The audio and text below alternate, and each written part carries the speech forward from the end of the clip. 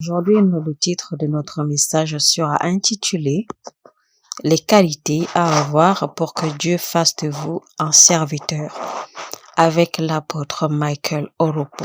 Eh bien, pour que Dieu fasse de vous un serviteur, il y a des qualités requises qu'il faut avoir. Et dans ce message, je vais vous montrer 10 qualités principales que Dieu considère, que Dieu regarde pour pouvoir choisir un homme et faire de lui son serviteur ou un serviteur dans la maison de Dieu ou dans le royaume de Dieu. Parce que Dieu ne choisit pas les gens juste au hasard et il ne choisit pas n'importe qui.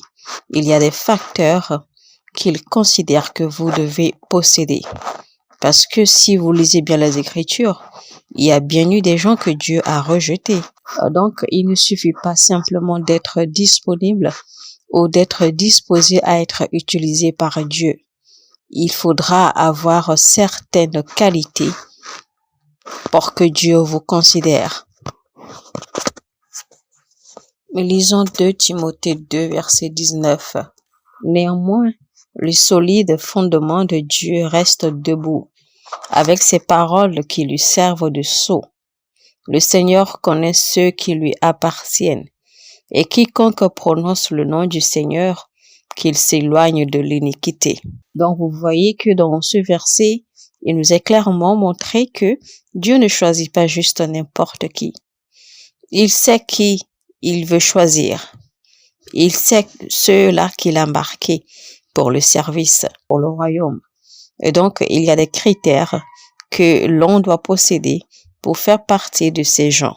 Et c'est ce que nous allons découvrir à travers ce message. Parce que pour que Dieu vous fasse confiance, pour que Dieu vous confie son autorité et que Dieu vous confie des missions, eh bien, il faudra forcément posséder les qualités qu'il faut. Alors, premièrement, pour que Dieu vous utilise, il faut avoir un cœur parfait. Un cœur parfait, c'est-à-dire un cœur disposé. Cela veut dire qu'il y a une certaine disposition du cœur que vous devez avoir. Quand la Bible dit que l'Éternel est à la recherche des hommes pour l'adorer, eh bien, c'est pour dire en fait que Dieu est à la recherche de cœurs parfaits. Il est à la recherche de cœurs disposés pour être utilisés. Nous allons lire 2 Chroniques 16, verset 9. Car l'Éternel étend ses regards sur toute la terre pour soutenir ceux dont le cœur est tout entier à lui. La Bible dit dans Jérémie 17, verset 10, Moi, l'Éternel, j'éprouve le cœur, je sonde les reins, pour rendre à chacun selon ses voies, selon le fruit de ses œuvres. Vous voyez? Donc l'Éternel sonde les cœurs, il sonde les reins, il cherche des cœurs parfaits à être utilisés, des cœurs parfaits à qui il peut confier son autorité, son royaume. Donc il ne suffit pas simplement que vous soyez toujours présent dans la maison de Dieu. Il ne suffit pas simplement que vous soyez un bon servant dans la maison. Il ne suffit pas simplement d'avoir le désir ou d'avoir la volonté d'être utilisé ou d'être disposé, prêt à être utilisé. Non. Il faudra aussi avoir un cœur parfait, un cœur suffisamment disposé, un cœur pur. D'accord? Pour que l'Éternel vous regarde, pour que l'Éternel vous considère. Dans ce royaume de Dieu, eh bien, si vous devez être acceptable devant le Seigneur, vous devez tout faire pour avoir une bonne condition de cœur. C'est-à-dire que vous devez tout faire pour que votre cœur soit pur, que votre cœur soit disposé, que votre cœur ne soit pas corrompu. C'est pour cela que la prière principale de David dans Psaume a toujours été que le Seigneur lui donne un cœur parfait, que le Seigneur renouvelle quotidiennement son cœur. Parce que c'est l'état de votre cœur que Dieu regarde pour juger les gens. Donc, toute personne, tout enfant de Dieu, tout chrétien qui désire être acceptable dans le royaume de Dieu, eh bien, devra faire cette prière quotidiennement que Dieu renouvelle son cœur. Parce que peut-être que vous ne le savez pas, mais il y a des gens qui ont naturellement un cœur méchant.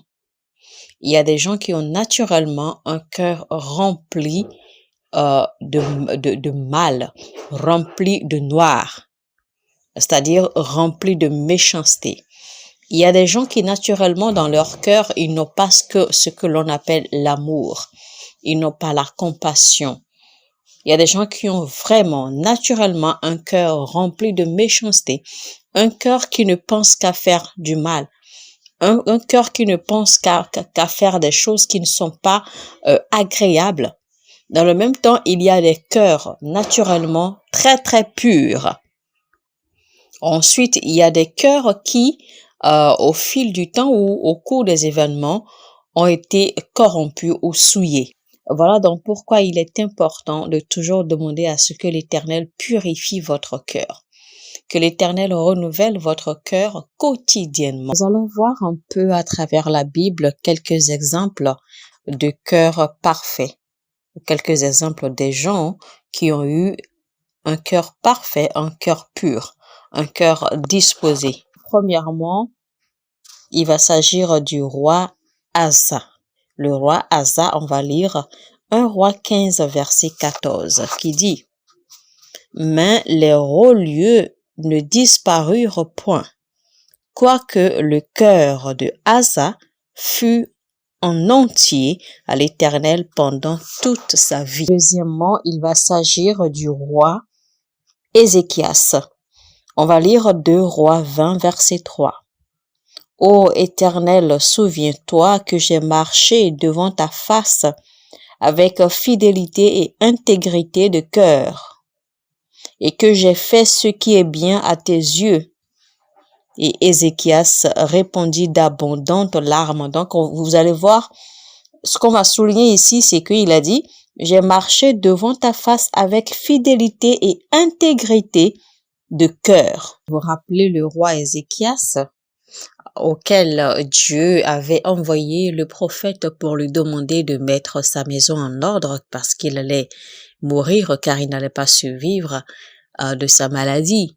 Et voyez que le roi Ézéchias a rappelé à l'Éternel, eh bien, combien il a vécu, d'accord, selon les lois de l'Éternel, selon les principes de l'Éternel, selon les voies de l'Éternel. Combien il a marché, il a vécu droit devant lui. Et vous voyez que le Seigneur s'est rappelé que effectivement, Ézéchias a toujours été bon, il a toujours été intègre de cœur. Et vous voyez comment la situation a tourné en sa faveur, car Dieu a demandé au prophète de retourner lui dire qu'il ne mourra plus, mais que lui, l'Éternel, lui ajoutera plus de jours à vivre. Donc, voilà un peu, d'accord, le bénéfice dont le roi Ézéchias a joui parce que il avait un cœur pur, il avait un cœur intègre, il avait un cœur parfait, disposé à l'Éternel. Et l'Éternel l'a accepté. Ensuite, on va parler du roi David. Le roi David qui a vu ses jours, ses voies propres devant l'Éternel, parce que l'Éternel l'avait tellement apprécié que l'Éternel a dit que David était l'homme après son cœur. Alors on va lire 1 Roi 11, verset 4. À l'époque de la vieillesse de Salomon, ses femmes inclinèrent son cœur vers d'autres dieux, et son cœur ne fut point tout entier à l'Éternel son Dieu, comme l'avait été le cœur de David, son père. Ensuite, on va lire 1 Roi 15, verset 3. Il se livra à tous les péchés que son père avait commis avant lui, et son cœur ne fut point tout entier à l'Éternel son Dieu, comme l'avait été le cœur de David, son père. Alors, de ces deux versets, on voit clairement que le roi David avait un cœur parfait, un cœur qui ne pensait qu'aux choses de Dieu, un cœur très attaché à Dieu et aux choses de Dieu. Donc, le roi Salomon également avait ce même cœur, mais jusqu'à ce que ses épouses tournent son cœur, d'accord, vers d'autres dieux. Alors, de ces différentes écritures, on peut déjà voir que la première qualité, d'accord, qu'un homme doit avoir pour être choisi par Dieu pour être son serviteur, et qui est d'avoir un cœur parfait, eh bien, c'est d'avoir un cœur qui est après Dieu et après les choses de Dieu. Un cœur qui désire Dieu.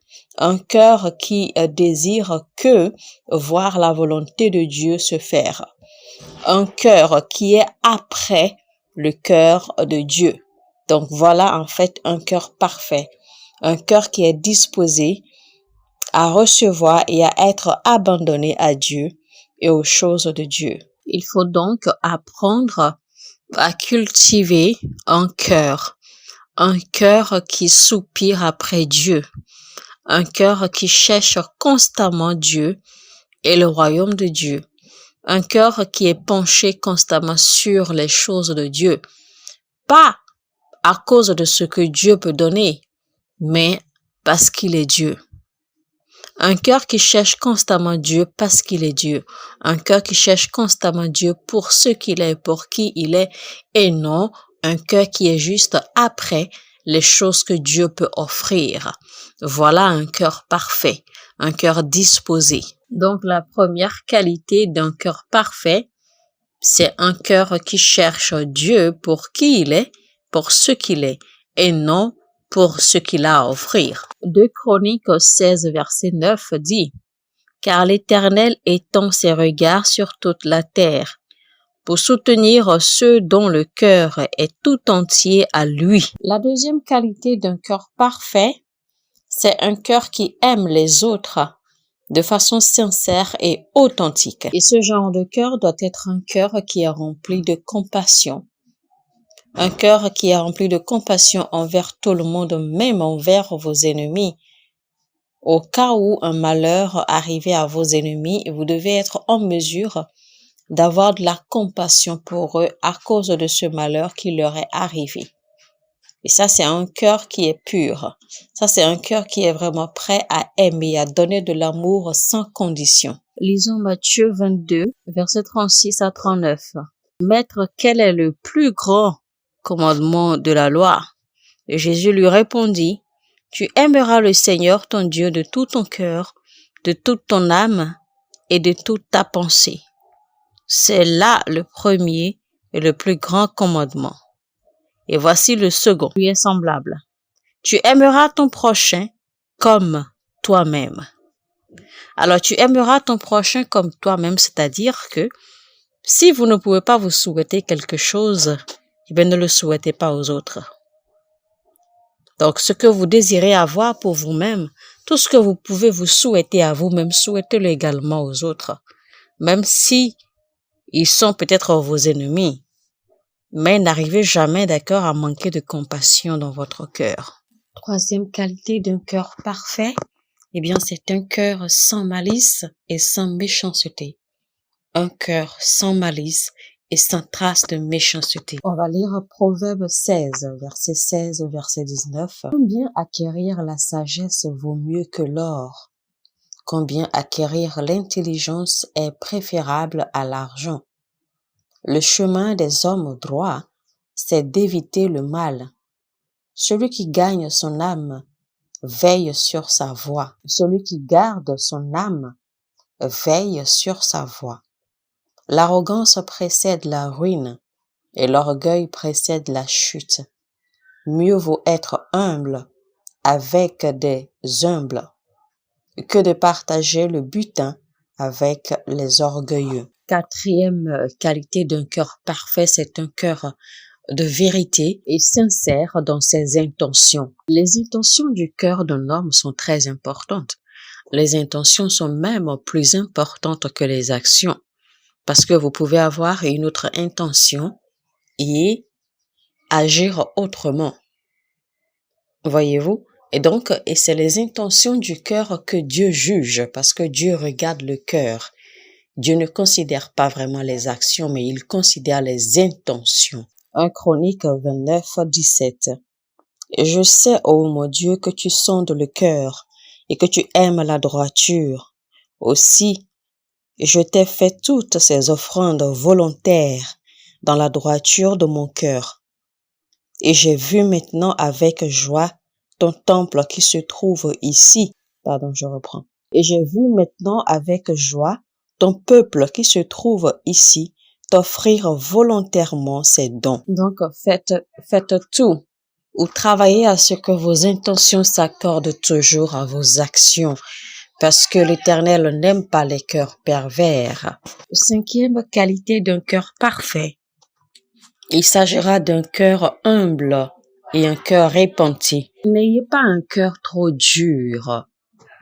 Ne soyez pas têtu de cœur. Soyez flexible, soyez humble et soyez toujours prêt à vous repentir. Soyez toujours prêt à changer. Parce que si vous avez un cœur trop dur, si vous avez un cœur trop têtu, eh bien, vous risquez de provoquer le jugement de Dieu et le jugement de Dieu sera beaucoup plus sévère. Ayez un cœur flexible et sincère, assez humble pour reconnaître vos erreurs et les corriger.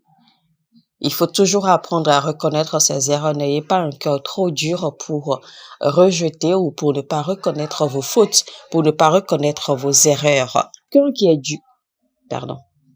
Une personne qui a du mal à reconnaître ses erreurs, une personne qui a du mal à reconnaître ses fautes, cette personne a un cœur dur et têtu. Cette personne peut aisément nourrir les malices et de la méchanceté en son cœur. On va lire Isaïe 66, verset 2. Toutes ces choses, ma main les a faites, et toutes ont reçu l'existence, dit l'Éternel. Voici sur qui je porterai mes regards, sur celui qui souffre et qui a l'esprit abattu, sur celui qui craint ma parole. Une chose que les chrétiens ignorent, c'est concernant le cœur.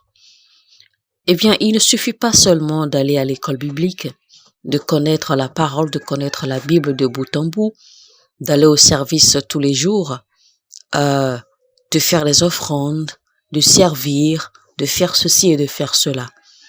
L'état de votre cœur est très très important. Parce que beaucoup sont capables de faire toutes ces choses, mais pas d'un cœur sincère. Alors que c'est le cœur que l'Éternel regarde. Et l'état de votre cœur, en fait, détermine si l'Éternel vous récompense de vos actions. Donc, il est très important que nous connaissions, que nous ayons connaissance de ces choses dans notre marche de chrétien pour ne pas perdre le temps et nos ressources. Ce qui ne sert à rien de passer toute sa vie à servir Dieu, à faire toutes ces choses pour le royaume de Dieu et qu'en fin de compte, vous ne soyez pas récompensé, simplement à cause de l'état de votre cœur. Si vous voulez bien grandir et croître dans votre marche avec le Seigneur, eh bien, vous devez être rapide à vous repentir.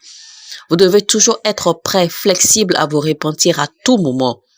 Parce que si vous gardez des malices, les malices vous arrièrent.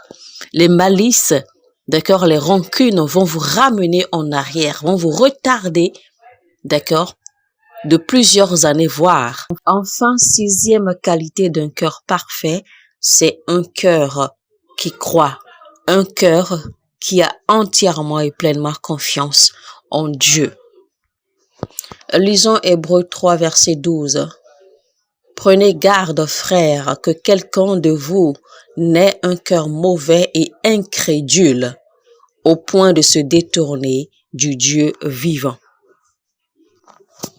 Donc, chers frères et sœurs, mesdames et messieurs, prenez note de ces qualités, d'accord, et surtout, travaillez sur ces différentes qualités pour que vous puissiez avoir un cœur proprement disposé, un cœur parfait qui soit disposé à être utilisé par Dieu. Donc, prenez note de cela, mettez-les en pratique, travaillez-les, observez-les, afin que vous puissiez vous aligner, afin que vous puissiez aligner votre cœur, d'accord, à la volonté de Dieu. Alors, mesdames et messieurs, n'oubliez pas, notre thème, c'était les qualités à avoir pour être utilisé comme serviteur par Dieu. Et donc, nous avons commencé d'abord par énumérer les qualités d'un cœur parfait parce que nous avons dit que la première qualité pour être utilisé comme serviteur par Dieu, eh bien, c'est d'avoir un cœur parfait. Et là, nous avons décortiqué quelles sont les qualités d'un cœur parfait et nous avons énuméré 6 qualités. Nous espérons que ce message vous a édifié, que vous avez aimé. Si tel est le cas, alors likez, cliquez sur le bouton j'aime et partagez au maximum autant que vous pouvez. Ne le gardez pas pour vous tout seul. Si vous n'êtes pas encore abonné à cette chaîne, alors abonnez-vous et activez la cloche de notification afin de ne rater aucun message. Sur ce, je vous dis que Dieu vous bénisse et à très bientôt.